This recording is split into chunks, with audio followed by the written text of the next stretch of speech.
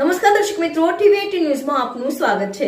ટીવી18 news ગુજરાતની પળે પળની ખબર ધરાવતી ગુજરાતી ન્યૂઝ ચેનલ છે।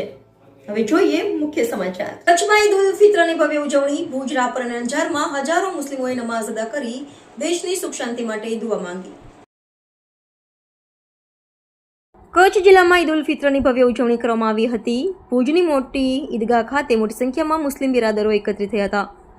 29 દિવસના રોઝા બાદ સૈયદ ખેરશા બાવાળા ઈદ નમાઝ અદા કરાવી હતી। ભુજમાં હમીરસર તળાવ કાંઠે આવેલી મોટી ઈદગાહ પર નમાઝ બાદ વિશેષ દુઆ માંગવામાં આવી હતી।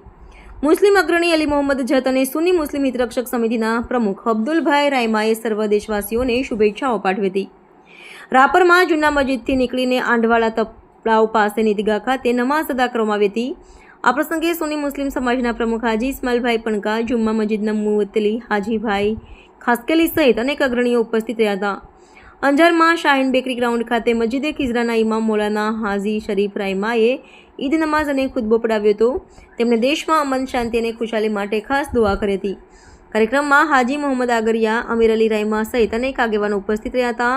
સલાયા, આડેસર, ફતેગઢ, નંદાસર અને માણબા સહિતના ગામોમાં પણ ઈદ ઉલ ફિત્રની ઉજવણી કરવામાં આવી હતી। સર્વત્ર ભાઈચારા અને એકતાનો સંદેશ આપવામાં આવ્યો હતો। ટીવી18 ન્યૂઝ। અલ્લાહના ફજલ કરમથી રમઝાન મહિનો પૂર્ણ થતા આજે એક સવાલનો ચાંદ દેખાતા આજે મુખ્ય ઈદગાહ ઉપર હમીરસર તળાવની પાસે ઈદ મિલન અને ઈદ નમાઝ પઢવામાં આવી।